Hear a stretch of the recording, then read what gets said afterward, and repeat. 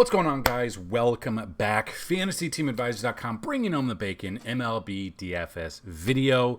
This is the Tuesday slate, the July 27th slate, a full 15-game slate. So if you don't know what we do here, we're going to go through every single pitcher on this slate. We're going to look at how they've fared against the opposing team, talk about a little bit of stuff, look at the batters inside of there, kind of just figure that stuff out and see where we can go from there. Hopefully we're breaking down the pitchers for you enough where you can build your lineups. If you need a little bit more help, you can always go to FantasyTeamAdvisor.com, click on FTA Plus. You can check the day pass, the week pass, the month, and the year. As of right now, coupon code YouTube21. We have 50 total coupon codes to give out. That gets you 20% off the month. And I believe we used up, I think we have 40 left. So we did 10 yesterday. It's going to give you a full month, ramping us up to almost football season, not quite. But get 20% off a month using promo code YouTube21. And with that, we'll show you what you have. We have our cheat sheet. We have our optimal lineups. We have these videos, the articles that accompany these videos. We have a lot to go in there. Another way to win is home run contest. So you got to be a subscriber to our YouTube page. You got to hit that like button. You got to tell me who's going to hit home run and what inning it's going to be in. So a little bit different of Fanduel's home run contest, but yeah, you'll win a free week. We'll contact you. We'll get the information. We'll set you up. If you already have an account on the website, we'll get you set up there. You can win multiple days, so you can play every single day. But again, you guys have to be a subscriber. You have to like the video and go with that. Also, another way is if this video gets 30 likes on it, before lineup lock on main slate, we will throw out a Fanduel and DraftKings GPP lineup there. We'll put it in the comment section and we'll pin it down below. So that should help you out. So just 30 likes on this and should be good to go there. As we've mentioned in the past, we've started the breakdown of teams, and we've done 2 so far, and those will be at the end of this video. I'll just link that at the end of the video. But we've so far done the Raiders and the Chiefs. We're going to go division by division, so we'll go there. And we've broken those down more for fantasy football, like season long, but also DFS. We break that down. And we've got a lot going on. So let's just dig into the slate here. 15 games to go over. So hopefully this will narrow it down. So we're going to go through all of these. I know all pitchers aren't set yet. If they were, we would have 30 pitchers to go over. So we have, I think, about 28, maybe 26 to 28 pitchers. I know some of the teams haven't released who's going to be pitching on this slate, which is whatever. Maybe it's going to be a bullpen game. We just don't know yet. But out of all, let's say, 28 pitchers here, the handful of them that we like the most is in the article. Now, you can find the article down below. That is in the description. It'll link you right up to FantasyTeamAdvisor.com, or you can just go to the website yourself. Should be on the front page, or you can click the MLB tab and see all of the MLB content that we've had. So, ramping up for football, but while we're here, we're going to give you guys some baseball advice as well. That being said, looking at the first game on the slate, we've got the Nationals at the Phillies. Got Eric Fedde versus Matt Moore. Fedde, 146 plate appearances against the Phillies, but he's only struck out 10.3% of the batters he's faced, which that's not a lot. But then you look at it, a .230 batting average against him is pretty good considering 146 plate appearances. The problem is the strikeout rate is so low. It's even if he had a good matchup, I don't know if you'd want to use him because he's just not getting you the price and dollar point per dollar that you'd be kind of looking for out of him. Just kind of looking on his stats overall in the season. Fedde's coming in with a 4.88 ERA, a 1.39 WHIP, and only an 8K per 9, which is not good. And then Matt Moore on the flip side, 49 plate appearances against the Nationals. Now, I know the Nationals have been very underwhelming, to say the least, lately. But yeah,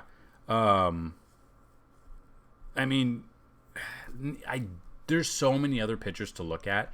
These are way past what I'm looking at here. Yeah, Matt Moore has been not good. Pretty much the Phillies have not been good. But looking at this, what Phillies bats have had success against Fedde in the past is what you guys have been asking. That's what we're going to show you. So looking at that, like I said, I mean, not a huge strikeout rate there. Rhys Hoskins, 5 for 19. It's a 263 batting average, but 2 of those hits have been home runs. Didi Gregorius, 2 for 15, nothing. Real Muto, 3 for 14, a double and a home run. Harper's got good numbers, 400 batting average, 6 for 15. 4 of those 6 hits have been home runs. So he's going to be a very popular pick, especially if you play this home run contest of ours. But yeah, I really like Harper here. He just sees the ball well. 18 plate appearances, 15 at-bats. So I don't mind Harper at all here. But other than that, I mean, there's not much. I mean, they haven't seen him a ton. If I was to look at it, if I were looking at a Philly stack here, probably looking at batters 1 through 4 to be my stack there for this one. Flip side of that, Matt Moore got torched in his last start. Look at the Nationals righties here, or just look overall. Is striking out 22.4, but still, like, Alcides Escobar is getting some starts. He's 5 for 10 with a double and a home run. It's a 500 batting average. Ryan Zimmerman's 4 for 9. 2 of those hits were home runs. It's a 444 batting average. Josh Harrison, nothing, 0 for 6. Josh Bell, 1 for 1. I mean, he hasn't seen him. He could be a cheaper option. He's been hitting home runs for us when we used him lately, so I do like that. Rene Rivera, if he starts, I don't know. 4 for 6 with 2 home runs there. So like I said, I doubt I'll use either of these pitchers. I will be looking at the bats in this game. Moving to the next game, Miami versus the Orioles. Sandy Alcantara, 8 plate appearances, hasn't seen him a ton. The Orioles are very iffy, but you could use either of these pitchers is what I'm saying. Watkins, prior to this, he's actually pitched, I believe, a total, is it 16 innings this year? Let's see. Stats on the 2021. 16.1 innings, coming in 2 Ws, 165 ERA, a 116 whip, and a 7.16 total K per 9. This is something. The Marlins are sellers. Definitely, Starling Marte could get traded. Could put some depth down and take this Marlins team to even less than what they are. I don't mind walking. I don't mind either of these. I honestly think both of these pitchers could be your GPP option. I don't think we're looking at cash for these, but GPPs I really don't mind in this situation. Watkins should be super. He might be popular depending on if you're playing like the multi-entry tournaments and stuff like that. But he's a cheaper option on the slate. Alcantara, we'll see. I just don't know if he could get those extra points for the W. But these are just 2 bad teams facing each other. So literally anything can happen. The thing is, you don't hear much about the Orioles being sellers. I mean, they don't really have anyone to sell. Alcantara and the Marlins are going to be sellers. This lineup could, depending on when you watch this video, news could have already broke about Starling Marte getting traded. We just don't know yet. So that being said, I don't mind either of these pitchers in this slate. They just haven't seen each other, so nothing really to go off of in that one. Brewers at the Pirates. Brett Anderson versus Tyler Anderson. No relation, I don't think. I do know that the Pirates are willing and open to trading Tyler Anderson, so this is what's going to get tricky. Between the video and when the slate locks, Anderson could be traded. This is that weird week where if you have to play DFS, be aware you have to be around the computer probably like an hour before lock because players are going to get traded. Brett Anderson against the Pirates, 36 plate appearances, 16.7 K percentage, 118 batting average. That's pretty good. I mean, Pirates on Sunday already traded the MLB hits leader in Adam Frazier, so he's gone. I know they're trying to trade Brian Reynolds. I don't know about anyone else on the roster right now. So this could be a AAA roster we're seeing. I mean, it kind of already is a AAA roster. But the Pirates could be a AAA roster moving here. Flip side of that, I mean, Tyler Anderson, 40 plate appearances, 162. Honestly, with as many games as there are, many teams, many rosters, I don't know if I'll have any exposure to the offensive side of this. Either of these pitchers could be good for GPP, but just be aware that Tyler Anderson is on the block. Don't know if he'll start. Pay attention to that when building out your lineups there. Moving to the next game, St. Louis Cardinals versus the Cleveland Indians. Adam Wainwright versus Cow Quantrill. Wainwright, 48 plate appearances against him, a 136 batting average, striking out 27.1% of those batters. Quantrill has not been that good this season. I think Quantrill coming in here, was it like... I can't remember. Hold on. Give me a second.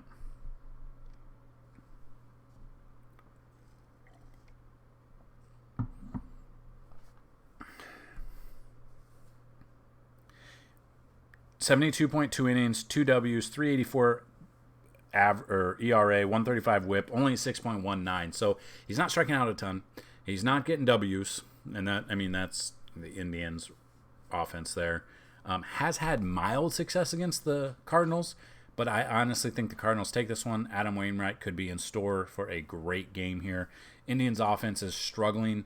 They are possibly sellers here. You could see Jose Ramirez getting traded. Obviously, we saw Lindor leave at the beginning of the offseason. So I don't trust Quantrill. Wainwright would be the pitcher I would take in this one. Blue Jays at the Red Sox. To be announced for Blue Jays right now, we don't know. I feel like that's going to be the kind of the, what's the word? The trend for this. We saw in Monday's video, didn't know who it was going to be, but the odds had Thomas Hatch going. Don't have the odds right now. That being said, both of these teams are great hitters. That's something to look at. Flip side of that, Garrett Richards pitching here, 131 plate appearances against him, striking out less than 18% of those batters, a 295 batting average, and a 364 WOBA. So we dig into this a little bit, what Toronto bats have had success against him. Simeon, because both Garrett Richards was on the Angels, Simeon was on the Athletics, so they saw each other a ton, obviously. 22 at-bats, 5 hits, 1 double. Does have 5 strikeouts, though. That's a 227 batting average. George Springer, 5 for 23, a double and a home run. He's kind of, been hurt most of the season. Coming on a little bit, still struggle bus a little bit. Biggio struggled all season. Vlad, 6 for 9 with 3 doubles and a home run. That's 667 batting average. He sees the ball well. He's only gotten 3 outs on there, and one of them have been a strikeout. So I don't mind Guerrero here. It's going to be a super popular pick, so more of a cash option unless you can find him in GPPs and you can find just a workaround to get lower ownership other places. But yeah, I don't mind a Toronto stack here, just depending on who you're looking at. Always looking at the Guerrero, the Simeon. I guess you could throw a Springer in there. You could look at Bichette, Grichuk. It just depends. Teoscar Hernandez, 6 for 11 with a home run. Hernandez is a great spot there. It just depends who the lineups are when they build them out. Moving to the next game, Braves at the Mets. Charlie Morton versus to be announced. I don't believe that is true about Charlie Morton never having faced the Mets before. Let me see if I can find his game log here. I guarantee he's faced them before. Yeah, 67 at-bats there, giving up 14 hits, a 179 batting average while striking out 28. That is fantastic.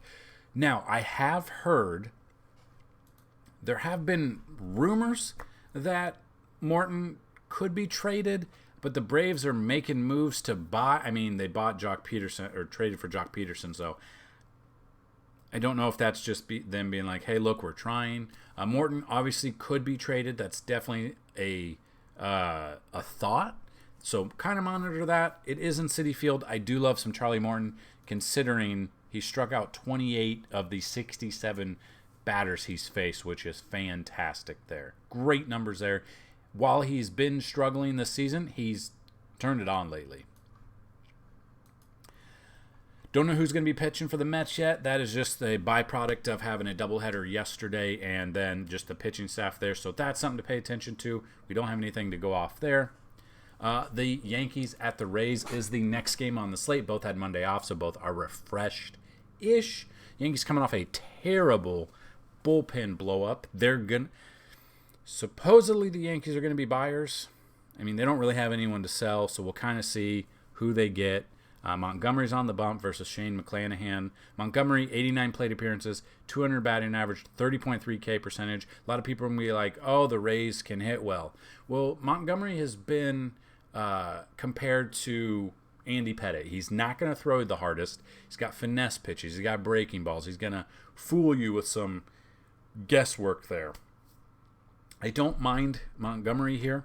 I do think he probably goes under owned just because people are like, oh, they're facing the Rays. On the flip side of that, the Yankees, I mean, they only faced McClanahan, 18 plate appearances, struck out 27.8% of the batters he's faced, though, but given up a 412 batting average and a 547 WOBA. So, I mean, not a ton. People have had success. Gleyber Torres, 1 for 3 with a double. Gary Sanchez, 1 for 1 with a double. Gardner, 1 for 2. Stanton, 2 for 3 with a home run. Gio, 1 for 3 with a home run. DJ, 0 for 3. Rougned Odor, 1 for 2. I believe Judge should be back in this game. Should be activated. News hasn't come out yet. I know he was back with the team on Sunday. They had an off day on Monday, and I haven't seen any news yet to see if he's back, but I fully expect him to be back. So that'll take out, that'll give you another lefty bat, or that'll give you another lefty killer right-handed bat that has been doing pretty good this season. Their best hitter all year. So I don't mind a Yankee stack here. But again, McClanahan hasn't seen him a ton, so we just don't know what we're going to expect out of him and don't know how long he's going to go into the game. It's going to be one of those bullpen games that we've been accustomed to for the 3 years now from the Rays. Moving to the next game, we've got the Reds at the Cubs. You got Vladimir Gutierrez versus Adbert Alzolay. Gutierrez, 14 plate appearances, 167 batting average. He hasn't seen them a ton. Cubs haven't seen him a ton. Alzolay, 60 plate appearances, a 200 batting average. Honestly, I don't mind either of these pitchers for GPP. I think they're going to go lower owned because of the other pitchers that are on the slate. I think we could take advantage of that when you're building your lineups out there. Don't know if I'll have much exposure to either of these offenses. I mean, the Cubs, they haven't had much success here. Looking at that, I mean, David Bodie 1 for 2 with a home run. That's it. Javi Baez 1 for 2 with a hit. So he's getting up 2 hits in 14 plate appearances. So that's not much. Nothing to go off of there. The Reds against Alzolay, just kind of looking at the offensive here. Jonathan India 1 for 4. Tyler Stevenson 2 for 7. Those 2 hits were doubles. So, I mean, kind of seen him well. Joey Votto 3 for 4 with a home run. So he could be that one-off there if you're looking. But other than that, yeah, I mean, Tyler Naquin 1 for 6. That one hit was a home run. Not a lot going on with that offense against Alzolay. So either of these pitchers for GPPs, I wouldn't fault you on. Don't mind that at all. Then we've got Arizona at the Texas Rangers. Not good teams. 2 bad teams. Let's see Taylor Widener. Believe he just got called back up, right? Let's see. No. He's pitched twice in July. He got sent down he had made 1 start in May, then got sent down. Hasn't pitched more than 5 innings since April 22nd. Facing Texas in the Texas heat with the humidity. I realize they have a dome. They can shut it. Widener, though, I mean, don't know if he's on a pitch count. Don't know if he's stretched out very far. Looking at the bats, I know this isn't always... Yeah, he's never faced the Rangers before, which could be good for him. We just don't know if he's going to get any exposure enough. He's got to get 5 innings, obviously. And then the strikeouts just don't know if they're going to be there. Then you got Dane Dunning against the Arizona Diamondbacks, and they are not a good offense either. This is in Texas. Either place would have been hot. Both have domes. Dane Dunning has not faced, has not faced the Arizona Diamondbacks. He hasn't faced them. Has not faced this team before, which could be okay.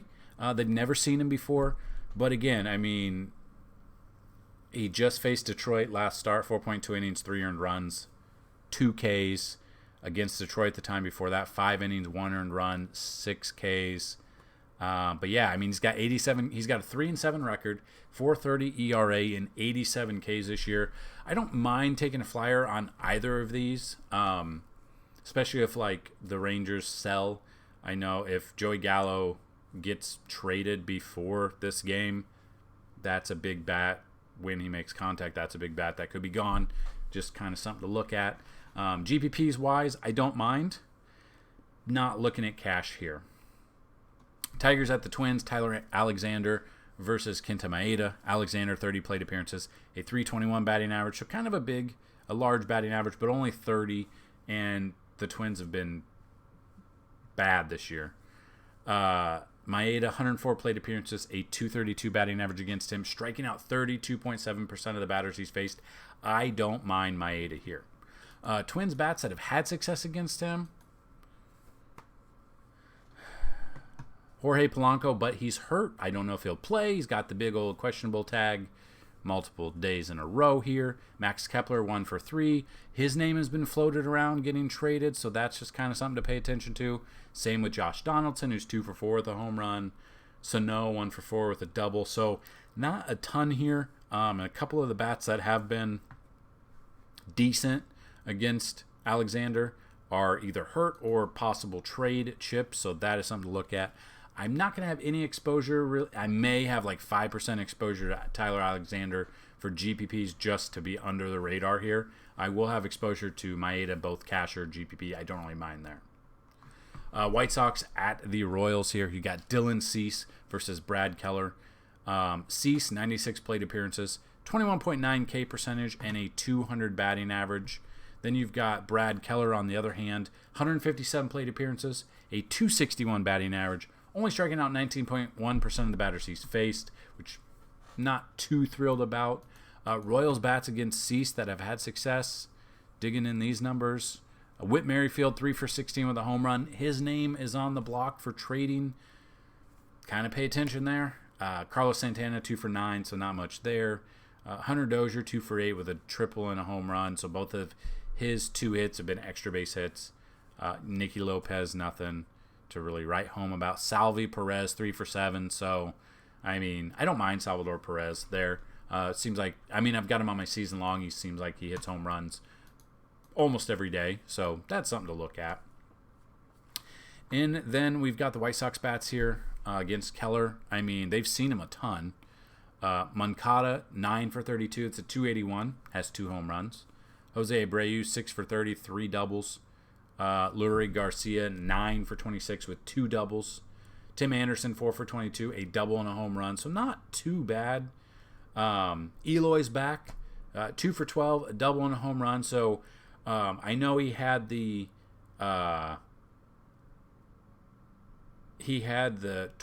ruptured pectoral muscle, which I can't even imagine.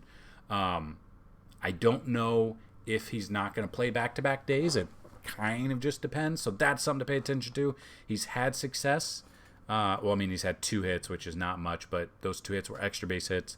I don't mind Eloy, but I don't know if he's going to play back-to-back. I feel like with the lead that they have in the division, which sitting right now, I believe is like,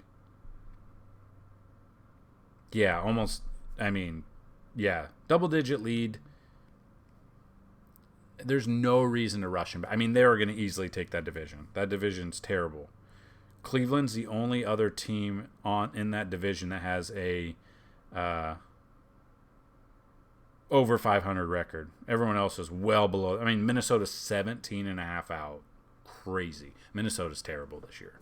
But yeah, I definitely could see a White Sox stack in this one. Then we move to the Rockies at the Angels. Austin Gomber versus Jose Suarez.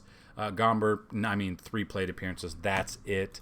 Then we look at Jose Suarez. It says he's never faced anyone before. Let's take a gander and see if that is correct or not. Which that probably is correct, or maybe he's seen one off on the certain players there, but I don't think so. Yeah, he's never faced them before. I don't mind Suarez for GPPs. The problem is distance. How far is he going to go into the game? His last start against Oakland, 5.2 innings, 4 earned runs, 1 home run, 4 Ks. But, I mean, Oakland's a better hitting team than the Rockies.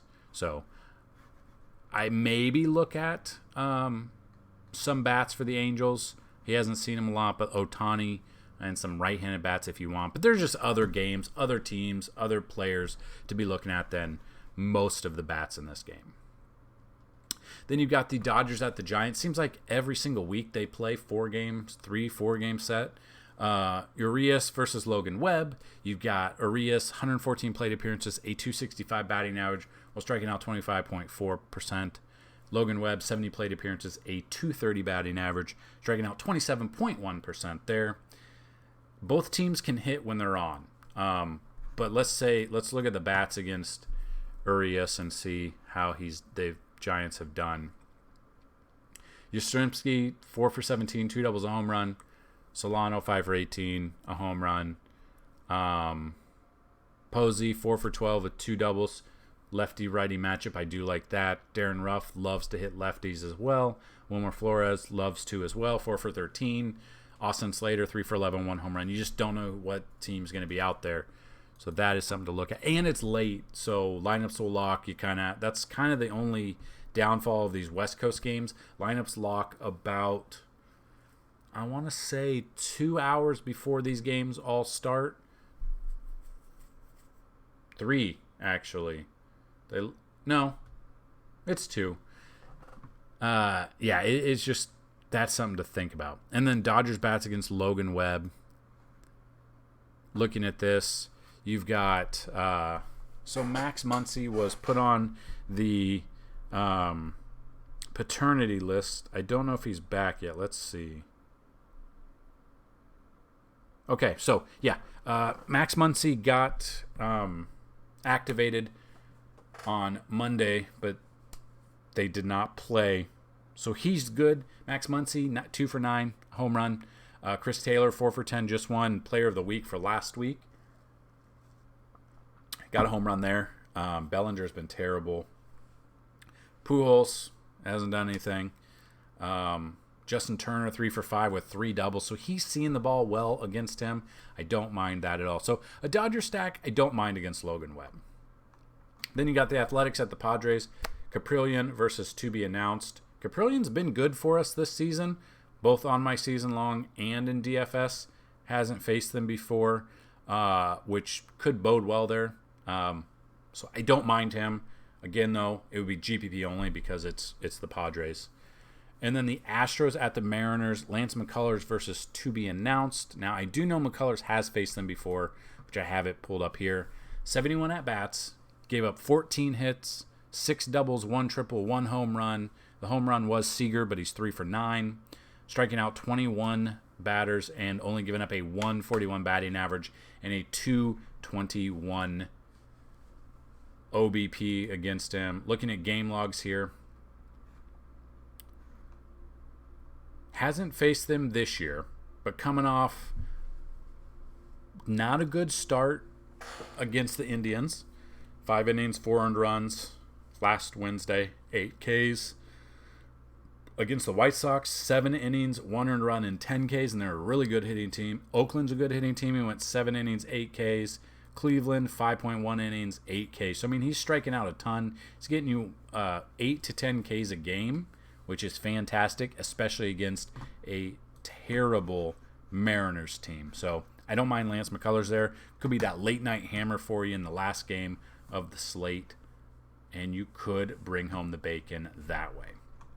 So there you go, guys. I know it was a longer video, but hopefully it was more informative than some other videos that are out there, some other people. But don't forget, if you want to win a free week, all you got to do is be a subscriber, hit the like button, tell me who's going to hit a home run, what inning they're going to hit it in. So out of all those pitchers we just went over, if you want to see the ones we like the most, click that link down below. That'll take you right to our article. That'll show you the Vegas numbers, the over-unders, take you right to the article. Then from the article, you can look at the pitchers, and then you'd be like, well, what else do you have? So MLB. So look at the player stats. These are updated every morning. Should be updated by lunchtime at the very latest, but very rarely is it that late. It goes through all of what you're looking at there. Updated daily for the stats. Then you can go ballpark rankings. Now these are all from Tuesday. They're not updated yet. But like who's pitching, the weather, home, away, pitcher, games played, runs total in that ballpark. So this Citi Field, runs total, blah, blah, blah, runs ranked. So Citi Field gives up the least amount of runs. And yeah, so I mean, there's a lot to go over. If you have questions, we'll try to answer them. MLB wise, the daily BVP, which will be updated as well. So this is updated Tuesday, obviously. So looking at this, who's had the at bats, and then blah blah blah, home runs, stuff like that. Cheat sheet, which this is yesterday's cheat sheet, obviously. So breaks down the pitchers we like, each position. These are cash in blue. These are GPPs in orange. Then these are the pitchers to target against and the stacks and who we like in those stacks. Obviously, mix or match. And then on top of that, we have our optimal lineups. Now, FanDuel, we can give you the full lineups. DraftKings players terms of service, we cannot give you the full lineups. So that being said, we give you all the tools. So you have those lineups. You have a couple of spots open. We usually do 2 cash and 2 GPP lineups, or 1 cash, 1 GPP, depending on the slate. If there's early only and main, you'll have 2 of each. But we give you the cheat sheet. We give you these videos. We give you the articles. We give a lot of information to hopefully help you build out the rest of your lineup. So if any questions at all, please comment down below. Again, if this video gets 30 likes, we'll throw out a FanDuel and DraftKings GPP lineup in the pinned comment section down below. That's all I've got in this video, guys. Thank you so much for checking it out. Share the video if you can. Go on Twitter, share it, tweet at us. Tag us in those tweets at advisors_team. We're going to start having contests when you guys do that. So start following us on all social media, and you can find all of the social media right here: Facebook, Twitter, Instagram, and YouTube. Make sure to subscribe here. That's what I've got, guys. Good luck, and as always, bring home that bacon. Peace.